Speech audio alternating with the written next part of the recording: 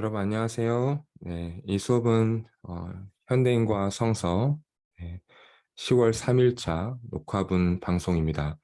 어, 미리 광고 드렸듯이 10월 3일과 10월 7일, 10일은 법정 공휴일이라서 저희가 따로 대면 수업은 하지 않고요. 이렇게 녹화해서 제가 어, 올려드리고 링크를 공유해드리면 여러분께서 그 강의를 들으시고 어, 또 댓글을 통해서 출석 체크 그리고 어, 한 줄에서 두 줄 정도의 이제 강의에 대한 피드백을 여러분들이 댓글에 남겨주시면 좋을 것 같습니다.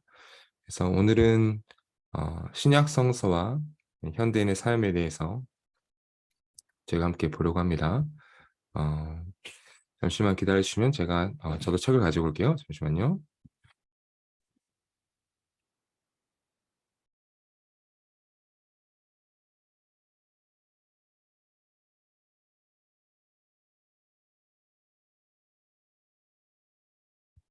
네, 지난 시간까지 저희가 그 구약 성서와 또 현대인에 대해서 4주 정도 제가 같이 보았죠. 그래서 오늘부터 또 4시차에 걸쳐서, 4주가 아니라 2주 동안 4시차에 걸쳐서 보았고, 구약 성경과 현대인을 또 오늘부터 4시차 정도, 그러니까 2주 분량에 거쳐서 신약 성경과 현대인에 대해서 본 다음에 2주 후에 저희가 중간고사를 통해서 그동안 보았던 것을 중간 평가하는 시간을 갖도록 하겠습니다.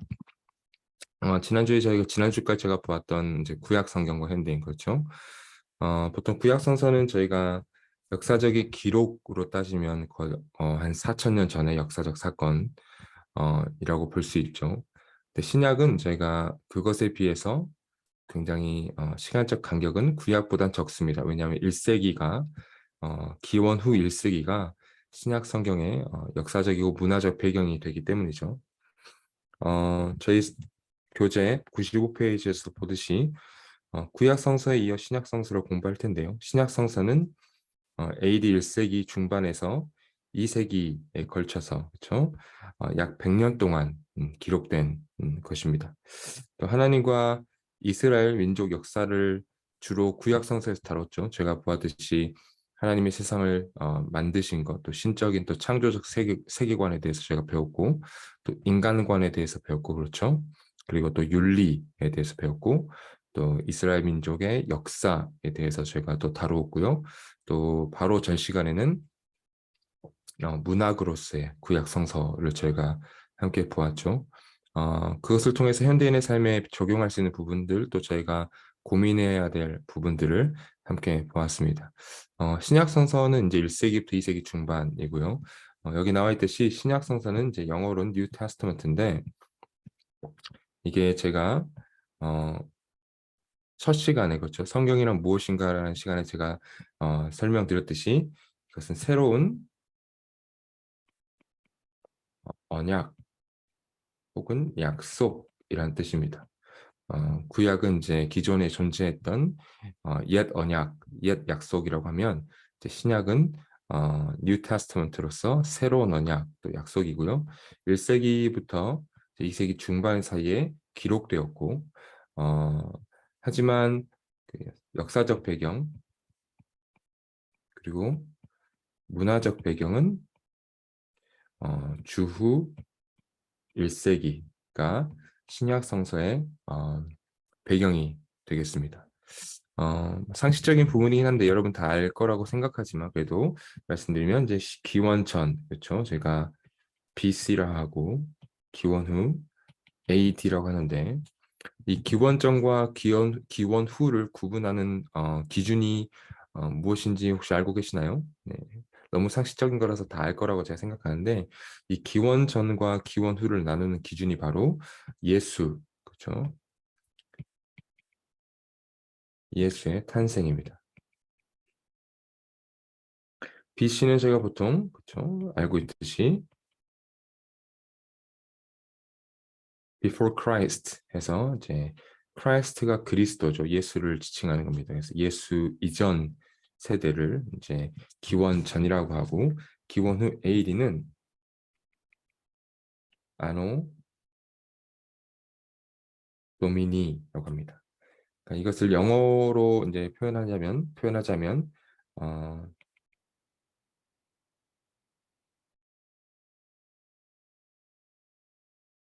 어,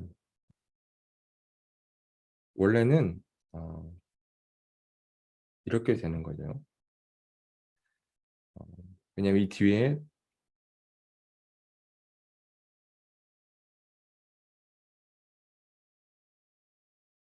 이렇게 돼 있기 때문에 전체 풀로 하면은 in the year of our Lord Jesus Christ인데 보통 여기까지 이야기하죠.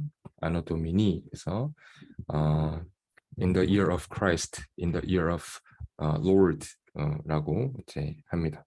그래서 기원 전과 기원 후를 나누는 기준이 바로 예수의 탄생이라는 거는 이제 상식적으로 알고 있습니다. 그래서 제가 오늘부터 신약 성서를 사시차에 걸쳐서 함께 보러 갑니다.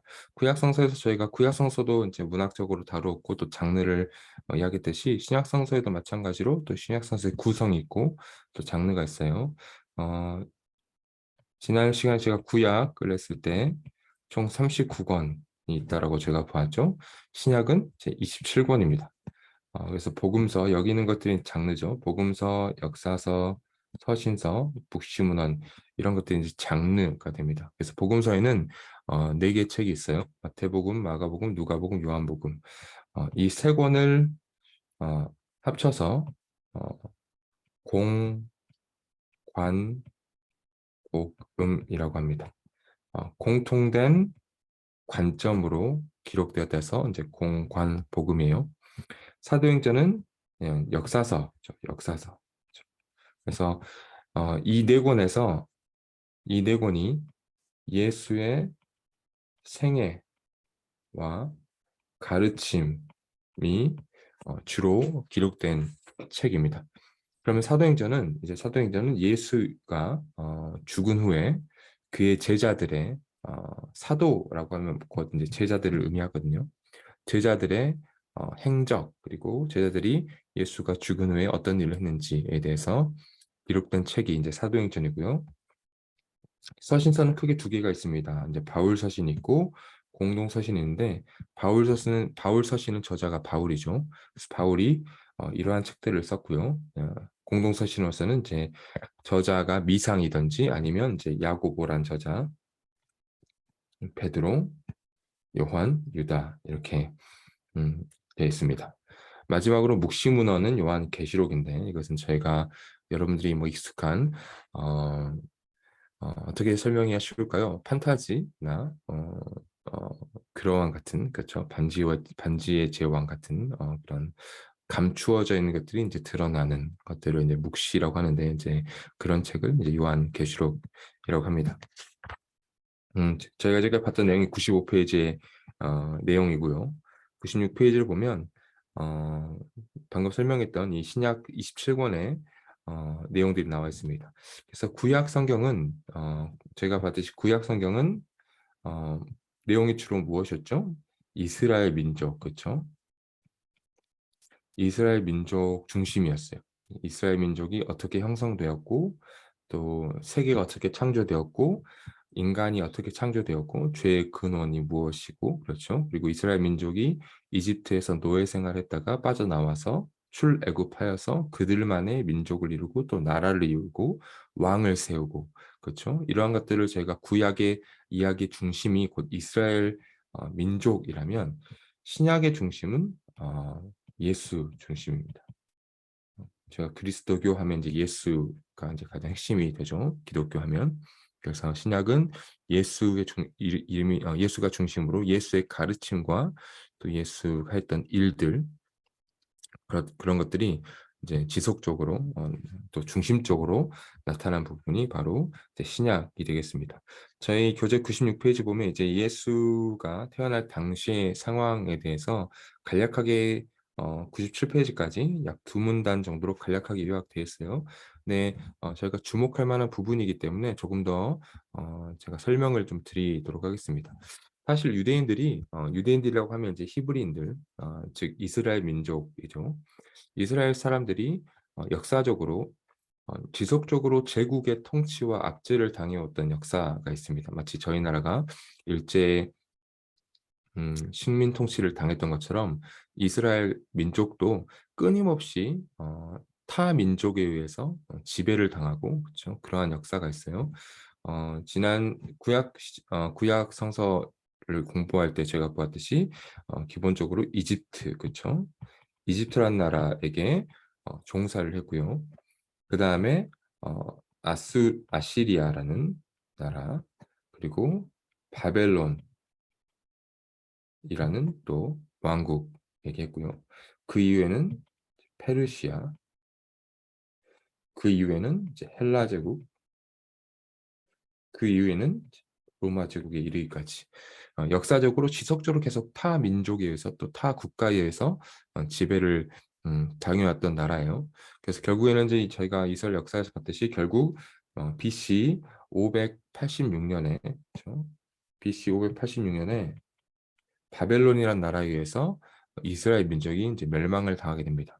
그 이후로 바벨론 밑으로 이제 70년에 포로 생활을 하죠. 그 이후에 이제 페르시아 시대 때는 이제 200년의 시간 동안 페르시아 통치 밑에 있었고요. 그 다음에 300년 동안 헬라 제국의 지배 아래 있었습니다. 그리고 이제 주후 1세기 물론 주전부터 그렇죠? BC 1부터는 이제 로마의 압제라기보다는 이제 통치를 받아왔죠. 이것이 이제 이스라엘 어, 역사적 배경인데 이제 예수 탄생 당시의 상황을 보기 위해서는 사실 이 헬라 어, 역사와 문화 그리고 로마의 역사와 문화가 이 역사와 문화를 이해하는 게 사실은 굉장히 중요해요. 그래서 제가 이 지도에서 보듯이 이게 페르시아 제국이거든요. 페르시아 제국이 이렇게 광활한 영토를 차지하고 있었습니다. 예루살렘 여기 있죠.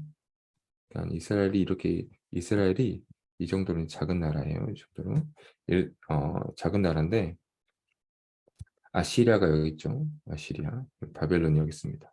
그러니까 사실 이제 이 BC 이 바벨론이라는 국가에게 통치를 당하고 있었는데 그 이후에 이제 페르시아가 등장하여서 제국 패권을 장악하게 됩니다.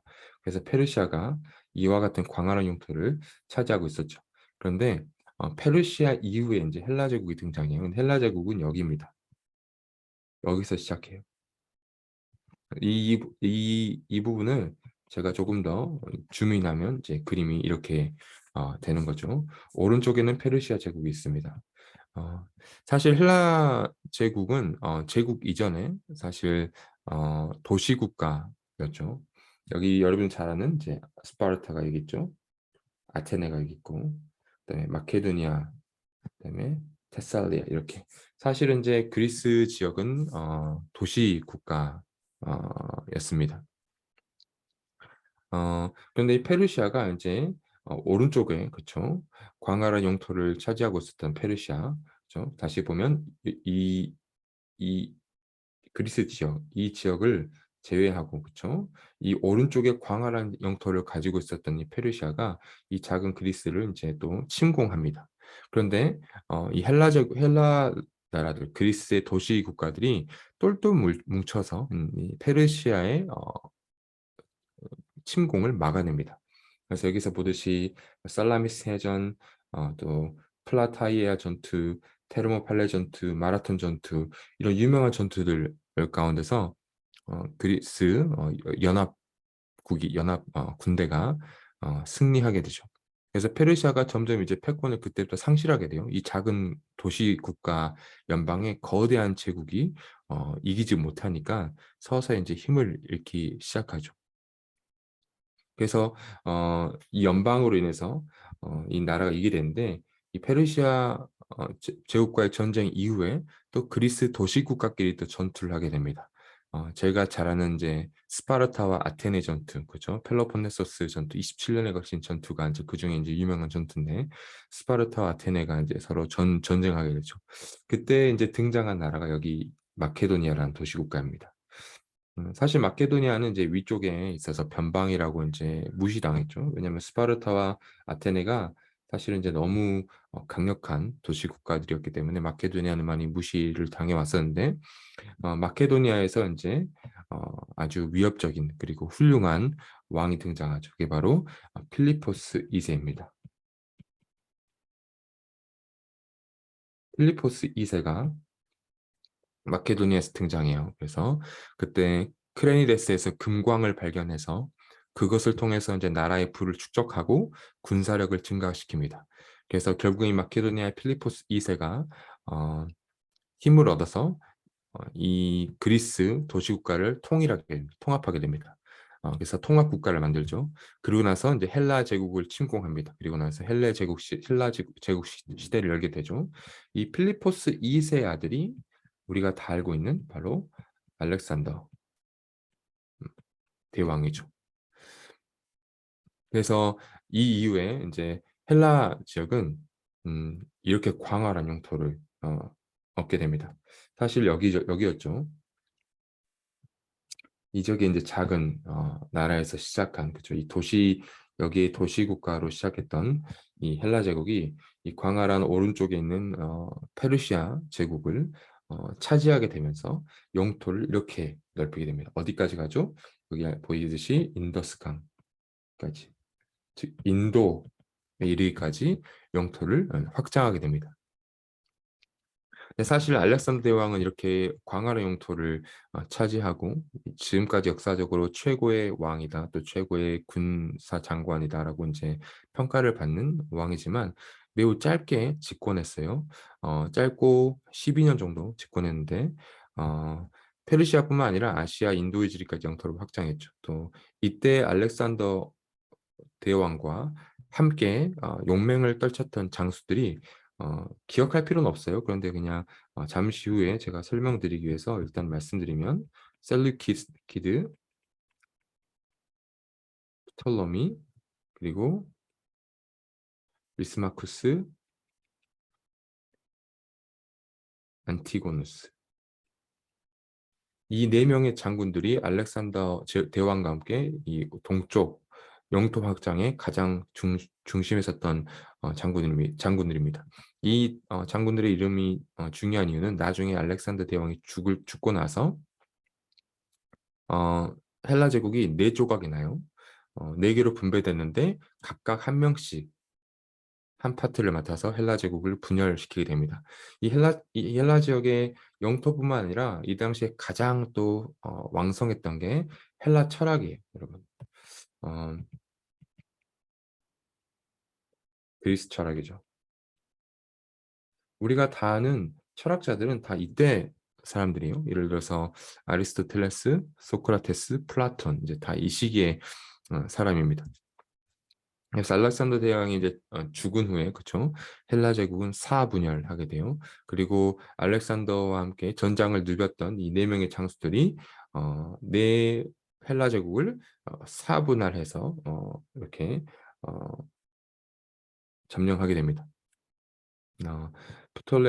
프톨레마이오스, 프톨로미라는 장군, 그리고 안티고노스라 했지만 여기는 이제 셀루쿠스 장군이죠. 그래서 보시듯이 이 지역이죠. 여기가 유다죠. 이렇게 이스라엘, 예루살렘 여기 있고, 그렇죠? 예루살렘 여기 있고, 이 작은 예루살렘과 이 이스라엘 지역은 당시에 톨레미 왕조가 다스렸어요. 톨레미 왕조는 유대교를 매우 존중했습니다. 그래서 이때 유대인들이 이제 구약 성경을 헬라어로 번역한 70인경이 이 알렉산드리아 지역, 이 지역에서 이제 어, 번역되게 된 거죠. 그런데 톨레미와 셀루키드 왕조, 그렇죠? 이 톨레미와 이 셀루키드 왕조가 이제 다시 전쟁을 이끌게 됩니다. 그러니까 이 전쟁 가운데 이 가운데 끼어 있는 나라가 어디예요? 이스라엘이죠. 그렇죠? 그래서 이스라엘에 이제 피바람이 불기 시작하죠. 그래서 이 두 왕조의 전쟁 끝에 승리하게 된 것은 이제 셀루쿠스 왕조의 지배죠. 셀루쿠스 왕조가 다시 이스라엘을 지배하게 됩니다. 셀루쿠스 왕조 역시 톨레미 왕조와 같이 처음에는 유대교에 우호적이었지만 이제 나중에 로마 제국이 또 왼쪽에서 여기서 그렇죠? 로마 제국이 또 부상하면서 로마와의 전쟁에 패배한 후에 그 책임을 유대교인들에게 돌리게 되면서 유대인들을 핍박하기 시작합니다. 그때 유대 역사상 가장 기억하고 싶지 않는 악명 높은 황제가 있는데 안티오쿠스 에피파네스입니다. 안티오쿠스 에피파네스 4세. 안티오쿠스 에피파네스 4세가 이때 어떤 일을 행했냐면 이스라엘 백성들에게는 절대 일어날 수 없는 일인 어, 그 성전에, 그렇죠? 이스라엘 백성들이 가장 가증스럽다고 생각하는 고기, 돼지고기를 성전에 제물로 바쳐요. 그리고 나서 제사장들도 600명이나 400명이나 600명 정도를 죽이기 시작합니다. 그리고 유일신을 섬기는 이스라엘 백성들이잖아요. 근데 유일신을 섬기는 이스라엘 백성들에게 제우스를 위해서 이스라엘 성전에서 제사를 드립니다.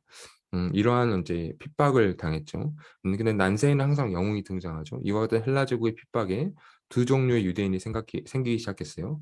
한 부류는 헬라 제국에 이제 연합해서 자신의 종교적인 순결함을 버린 자들이 있고, 또 한 부류는 이제 자신의 종교적 순결을 지키기 위해서 핍박과 억압에 맞서는 사람들이. 이때 유대인들 중에 이제 하스몬 가문이 일어납니다. 하스몬 가문이 일어나서 어, 유대인들을 위해서 이제 맞서기 시작하죠. 그래서 어, 이제 반동주의자들 혹은 이 제국에 어, 편승하여 그들의 이익을 얻고자 하는 사람들을 다 숙청하고, 그렇죠? 유대인들의 종교적인 순결을 지키기 위해서 이제 일어나죠. 그래서 그때 이 하스몬 이 가문이 자기들 스스로 절대 그 일을 할 수 없죠. 그렇죠? 하스몬 가문이 이 일을 할 수 있었던 것은 바로 로마 신생 신생 로마, 이 왼쪽에서부터 점점 일어난 로마가 이 일을 돕게 됩니다. 그래서 하스몬 제국이 로마와 함께 연합해서, 그렇죠? 동맹을 맺어서 로마의 힘으로 어, 이제 일어나게 되죠. 그래서 이스라엘 이 나라는 결국에 셀루쿠스 왕조로부터 독립을 드디어 440년 만에 독립을 이루게 됩니다. 하지만 독립을 이룬 후에도 유대 가문 내에도 또 분쟁이 생겨요.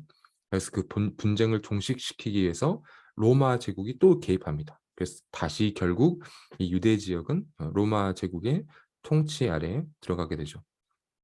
이러한 상황 속에서 이게 바로 1세기, 이때 이제 1세기가 되는데, 이러한 상황 속에서 1세기에 예수가 이제 태어난 것입니다. 이제까지 제가 설명드렸던 내용을 잘 생각해 보세요. 과거에 수천 년 전부터 민족이 시작할 때부터 이집트에 종살이를 했고, 나와서 이제 독립된 민족을 세워보려고 하니 바벨론이라는 나라가 그쵸? 유다 민족을 짓밟았고, 70년 동안 압제를 당하고, 이제 좀 독립해 보려고 하니까 또다시 페르시아 제국이 등장하여 또 200년을 이스라엘을 다스리고, 그 위에 이제 헬라 제국이 또 300년을 또 다스리고, 그렇죠? 이제 헬라 제국으로부터 독립하려고 하니까 이제 로마라는 또 다른 제국이 이제 이스라엘을 통치합니다. 그래서 이 작은 변방의 나라 이스라엘은 항상 타 국가 또 외부의 힘에 의해서 항상 억압당하고 통치당해온 비극의 역사를 가지고 있죠. 그래서 1세기 당시에 이러한 상황 때문에 이스라엘 백성들은 항상 자신들을 강력한 군사적 힘으로 독립국가를 세워줄 난세의 영웅을 항상 기다리고 있었어요. 과거에 천년 전에 다윗 왕조의 시기를 그리워하면서 그들을 구해줄 다윗과 같은 강력한 왕을 기다리고 있었죠. 이때 바로 이제 예수가 탄생하게 됩니다. 97페이지를 보면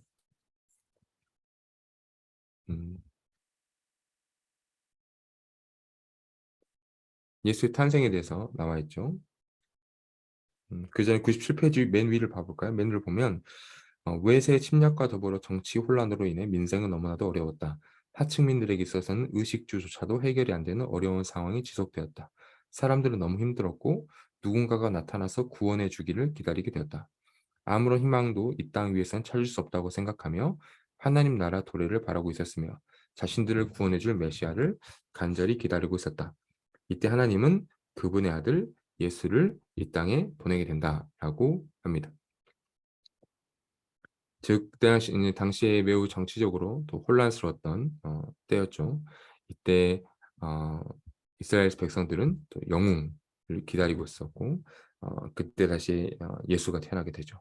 그래서 그때 당시 영웅을 기다리고 있었던 이들의 사상을 이제 메시아 대망 사상이라고 부르기도 하는데 그런 정치적 혼돈의 시기에 예수가 태어났죠. 그 밑으로 계속 보면 97 페이지 계속 보면 음 예수는 분명 하나님의 아들이죠. 마가복음 1장 1절이 성서의 때 관점이 그렇습니다. 하지만 이 땅에 탄생하는 순간 인간의 모습으로 태어났습니다. 여느 젊은 부부의 아들이 태어나듯 만삭이 된 한 여인을 통해 예수는 어린 아기의 모습으로 지극히 평범한 인간의 모습으로 태어났습니다. 외모만 봐서는 도저히 신이라고 눈치채기 어려울 정도의 평범한 인간의 모습으로 태어나게 된 것이죠. 이처럼 세상을 창조하신 하나님의 아들이 1세기 팔레스틴 지역에 거주하는 일반적인 유대인의 외양을 갖춘 남자의 모습으로 세상에 등장하는 것입니다. 바로 이것이 우리가 알고 있는 성탄의 신비로움이죠. 특히 주목할 점은 예수는 마리아라는 처녀의 몸을 통해서 태어나게 됐다는 것입니다. 어, 그래서 우리는 예수의 탄생을 동정녀로 인한 탄생이라고 말하기도 합니다. 혹시 여러분께서 기억하시면 제가 지난 시간에 이야기했던 이제 초월과 내재의 개념에 대해서 혹시 기억할 수도 있겠는데 초월과 내재는 하나님이 그쵸? 하나님의 초월성이죠. 그리고 인간이 여기 있죠. 인간이 하나님께 도달하려고 하지만 어, 결단코 도달할 수 없는 어떤 견고한 벽이 있죠. 그쵸? 하나님은 초월하는 분이시기 때문이죠. 그러나 저희가 창세기에서 보았듯이 다른 신화와 차별성이 있게 다른 신화에서 묘사되는 신들은 인간을 노동의 대상으로만 보았죠. 신을 위해서 항상 일하고 신을 기쁘게 해야 될 존재로만 다른 신화들은 신을 그리고 있지만 성서에서 이야기하는 특별히 창세기에서 그리고 있는 하나님은 인간과 항상 소통하고 그렇죠. 소통과 교제 그리고 어, 사랑의 관계를 맺고 싶어하는 하나님으로 그립니다. 그래서 하나님은 항상 인간과 소통하고 싶어하는데 어, 죄로 인하여서 그것이 단절된 것이죠. 그래서 하나님과 인간 사이의 소통의 이 통로가 죄로 인해서 단절되게 되버립니다. 그래서 초월하신 하나님이 인간이 초월하신 하나님을 도달할 수 없으니 하나님께 선택하신 방법은 초월이 내재가 되는 것이죠. 이것이 바로 예수인 것입니다. 음, 성서에서 묘사하고 있는 또 하나님 자신 되는 예수가 스스로 인간의 몸을 입고 인간의 땅에 온 거죠. 초월하신 분이 인간에 내재하는 그래서 이 관계 태초의 에덴에서의 관계, 그러니까 죄가 들어오기 전에 에덴에서의 관계를 회복시키기를 원하는 하나님의 모습이 바로 예수를 통해서 명확하게 구현되고 있는 것이죠. 97페이지 그 밑으로 계속 보면 예수의 탄생 이야기는 신약성서 중 두 곳에 기록되어 있습니다. 이 본문들에서 예수를 맞이한 두 부류의 사람이 등장하죠. 첫째는 동방박사들이에요. 그들은 가장 귀한 세 가지 선물을 들고 아기 예수를 찾아옵니다. 그리고 유대인의 왕으로 태어난 예수를 경배합니다. 이것은 예수가 왕 같은 메시아로 오셨다는 것을 암시합니다. 둘째는 목자들인데요. 누가복음에는 목자들이 밤에 양을 지키고 있을 때 천사들이 예수의 탄생을 그들에게 알림으로써 예수가 말 구유에서 태어난 것을 보게 된다는 내용이 나옵니다. 이것은 예수가 소외된 사람들에게 겸비한 모습, 겸손한 모습으로 오셨다는 것을 이야기하고 있습니다. 목자들은 당시 유대 사회에서 가장 낮은 계층에 속하는 사람들이었죠. 예수는 유대인의 왕으로서 최고의 경배를 받아야 마땅한 존재지만 그분이 세상에 오신 진정한 이유는 가장 낮은 자까지도 품기 위함이라는 것입니다. 예수는 힘 있는 특권 계층, 특정 민족을 위한 존재가 아니라 모든 부류의 사람들, 더 나아가 온 인류를 위한 메시아로 탄생했다는 것이죠. 아까 제가 설명드렸던 메시아 대망 사상 기억하시죠? 유대인들의 역사와 히브리인들의 역사를 통해서 정치적으로 힘든 상황, 또 군사적으로 독립되지 못한 상황 속에서 그들이 기다리고 있었던 건 메시아죠. 자신의 나라를 독립시켜줄 독립국가로 세워줄 메시아를 기다리고 있었는데 성서에서 말하는 예수는 그 메시아로 오셨지만 다른 의미의 메시아라는 것이죠. 더 낮은 자리로 내려가고 겸손하게 소외된 계층들에게 찾아가서 그들의 영혼을 구원할 분으로 성경에 이제 묘사되고 있습니다. 예수의 탄생은 새로운 세상의 도래를 알립니다. 예수 탄생 직전 예수의 어머니 마리아는 이런 노래를 하죠. 제왕들을 왕좌에서 끌어내리시고 비천한 사람을 높이셨습니다. 라고 노래합니다. 마리아의 노래는 예수의 탄생이 기존 세상의 지각 변동을 일으킬 것임을 암시하고 있습니다. 실제로 예수는 당시의 수도 예루살렘이 아닌 변방 나사렛에서 유년 시절을 보내게 되죠. 그리고 수도 예루살렘에서 멀리 떨어진 갈릴리에서 활동을 시작합니다. 이처럼 변방이 중심이 되는 세상이 열리는 것입니다. 낮은 자가 높아지고 또 높은 자가 낮아지는, 그리고 변방이 거대한 역사의 중심이 되는 새로운 세상의 질서가 예수로 인해서 시작되는 것이다라고 제가 이해할 수 있을 것 같습니다. 세 번째는 다음으로 이제 예수의 사역에 대해서 제가 알아볼 텐데, 어, 예수는 비교적 짧은 시간 활동했어요. 그렇죠? 아까 저희가 말씀드렸듯이 어, 페르시아, 그렇죠? 페르시아 왕조는 200년, 그렇죠?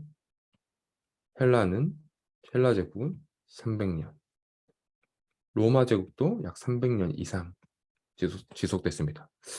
거의 한 400년 정도 될 거예요. 그렇죠? 그런데 이 모든 제국이 등장하고, 그렇죠? 멸망합니다. 그렇죠? 근데 예수는 비교적 굉장히 짧은 시간 활동했어요. 태어난 후에 성인이 되고 30세가 되어서야 세상에 자신의 모습을 드러내서 이제 가르치는 일을 시작했죠. 그런데 예수가 십자가에 죽을 때의 나이가 33살입니다. 그러면 3년, 딱 3년 일한 거예요. 세상에서. 그렇죠? 3년 일했어요.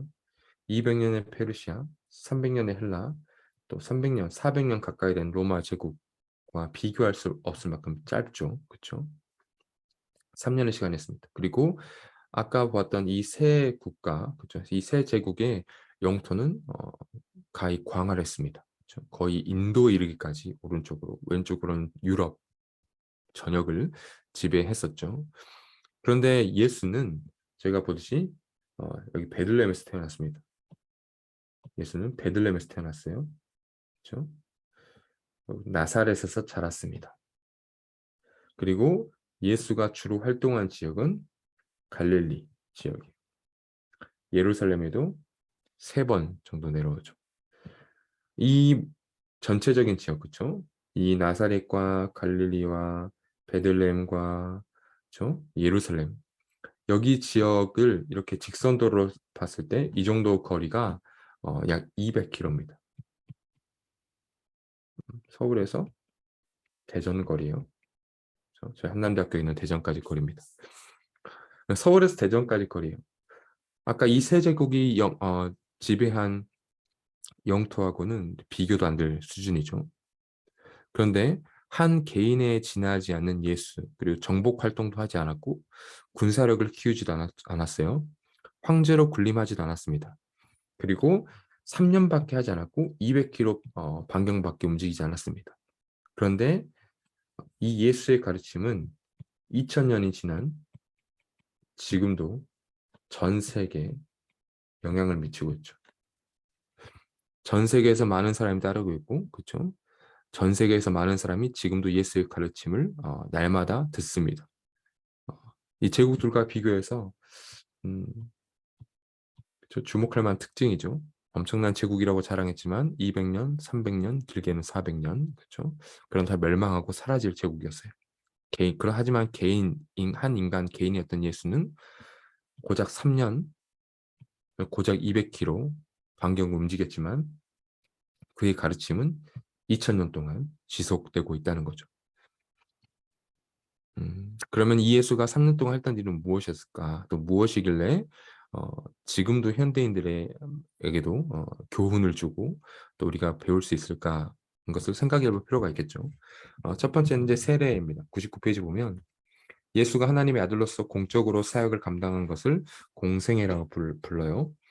예수께서 이 사역을 시작하기 전에 세례와 시험을 받았습니다. 특별히 예수의 세례는 매우 중요한 의미를 담고 있습니다. 예수는 요한에게 세례를 받음으로써 공생애를 시작할 준비를 갖추게 되죠. 예수의 세례에 관해서 마가는 다음과 같이 이야기합니다. 마가복음이란 복음서에 나와 있는 내용인데요. 그 무렵에 예수께서 갈릴리 나사렛에서 오셔서 요단강에서 요한에게 세례를 받으셨다. 예수께서 물속에서 막 올라오시는데 하늘이 갈라지고 성령이 비둘기같이 자기에게 내려오는 것을 보셨다. 그리고 하늘로부터 소리가 났다. 너는 내 사랑하는 아들이다. 내가 너를 좋아한다. 즉 세례를 통해서 예수는 하나님의 아들로서 확증되고 본격적으로 자신의 사역을 시작하게 됩니다. 즉 세례라는 것은 어떻게 보면 위임식이라고도 볼 수 있겠죠. 예수가 세례를 받을 때 복음서의 기록에 하면 이제 하늘이 열리고 성령이 비둘기처럼 내려왔다. 그리고 하나님의 음성이 하늘에서 울렸다는 것이죠. 이는 내 사랑하는 자요, 내 기뻐하는 자니 너희는 그 말을 들으라라는 음성이 하늘에서 내려온 거죠. 공적인 이제 위임식 같은 거죠. 권위와 신적 능력이 이미 갖고 있었지만 이미 권위가 있고 이미 신적 능력을 갖고 있었지만 예수는 왜냐하면 예수님은 이제 예수는 성경에서 묘사하듯이 하나님 자신이기 때문에 하지만 그런 것들이 공적으로 이제 위임되어 공생애를 시작할 수 있게 된 것이죠. 지금도 기독교에서 세례는 상당히 중요한 의식으로 여겨지고 있어요. 기독교인들의 또 정체성의 문제이기도 하고 왜냐하면 세례를 받는다는 것은 많은 사람들 앞에서 이제 자신의 믿음과 신앙을 공적으로 고백하는 개념이기 때문에 지금도 세례는 기독교에서 굉장히 중요한 의식으로 자리 잡고 있습니다. 그리고 또 이제 고백의 문제이기도 하기 때문이죠.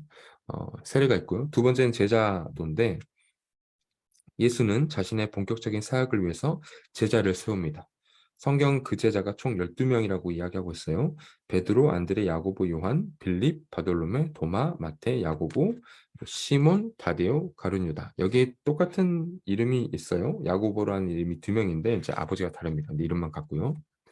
예수는 그들과 함께 다니면서 여러 사역을 하였었고 또 그들에게 다양한 능력을 부여해서 수많은 이적, 기적들을 이제 행했죠.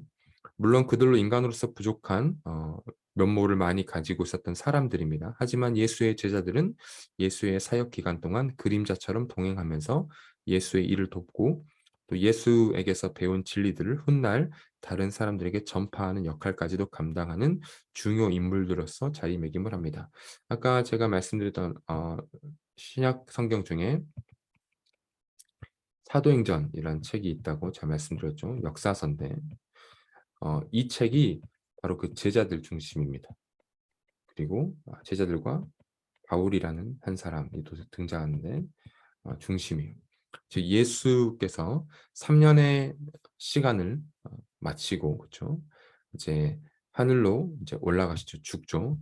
그 다음에 이제 그들이 예수를 가르침을 받았던 이 제자들이 이 사도행전에서 예수가 했던 일을 그대로 합니다.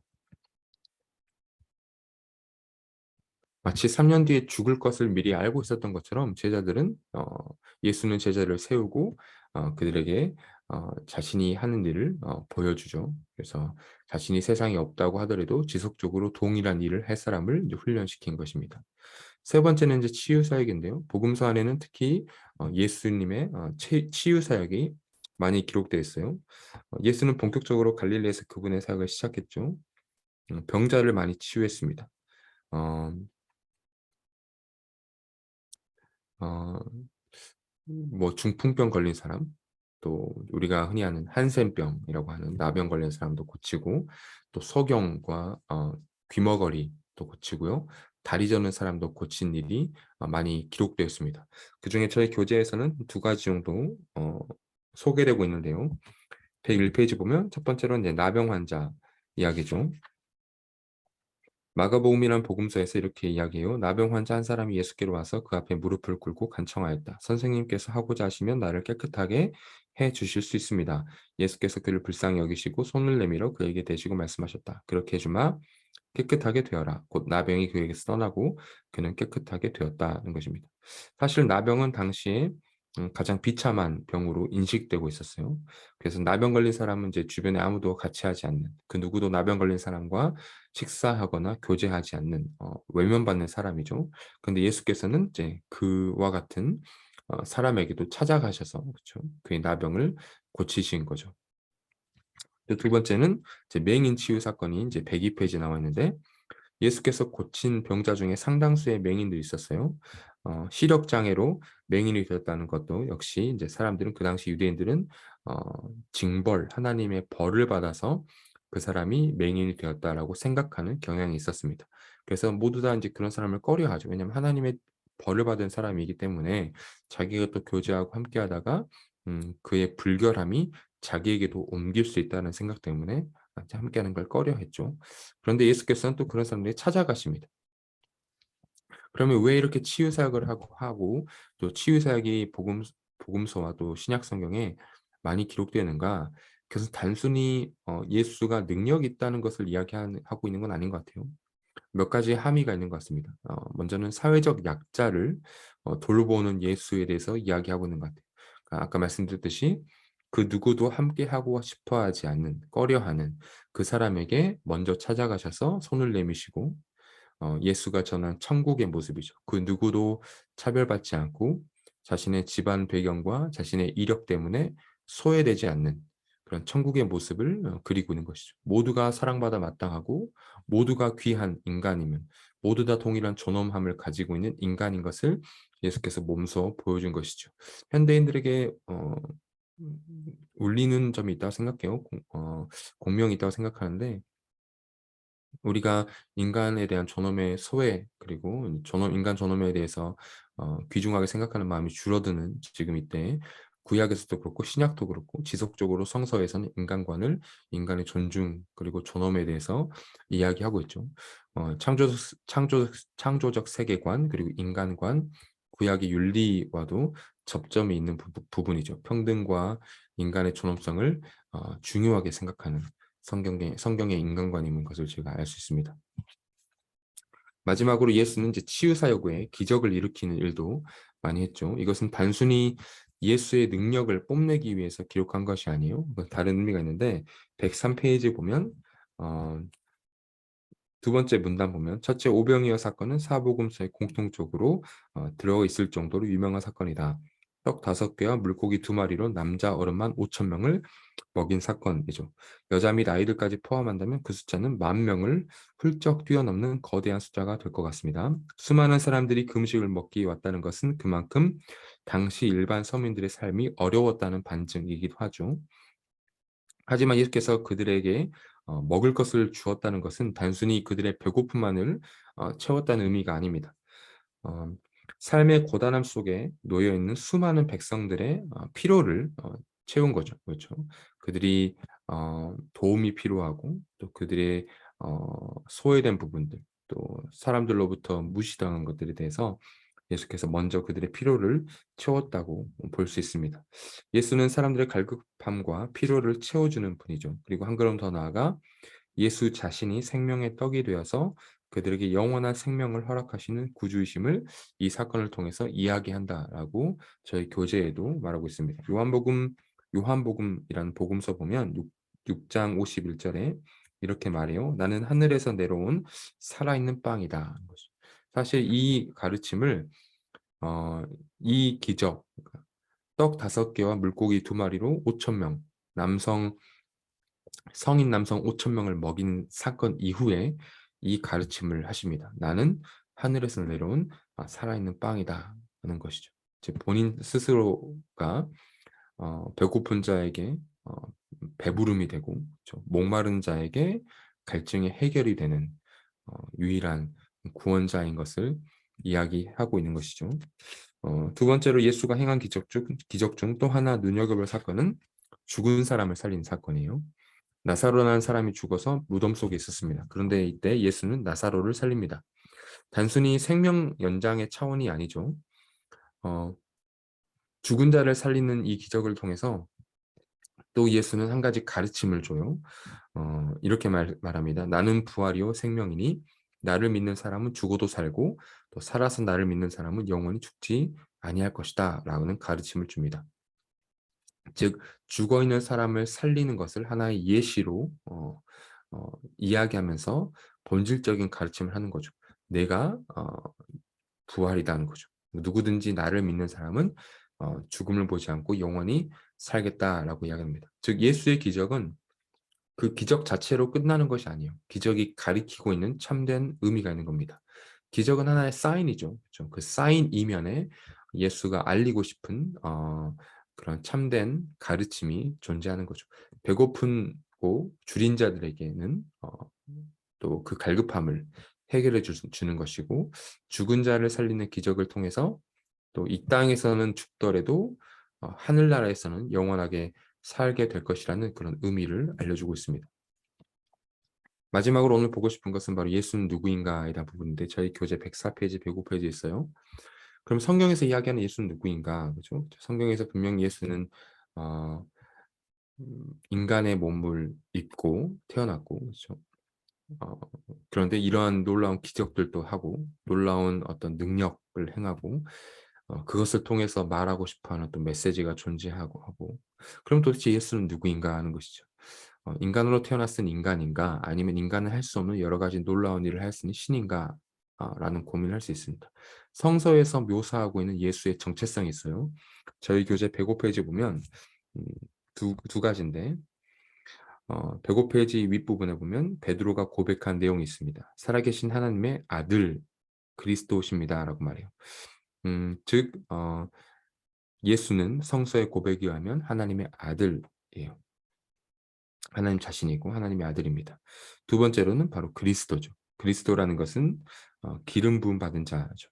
당시 수많은 사람들이 그리스도를 고대했고, 그런 사람들의 기대심들을 이용해서 자칭 그리스도임을 자처하는 거짓 선동가들이 있을 정도였는데, 예수는 진정한 그리스도가 되어서 세상을 구원하고 하나님 나라를 이 땅에 세워간 역할을 감당하게 된다라고 성서가 이제 묘사하고 있는 것입니다. 즉 하나님의 아들이자 구원자예요. 예수라는 이름 자체가 어, 죄에서 구원할 자입니다. 예수라는 이름 자체가 바로 구원할 자예요. 구원자란 뜻이죠.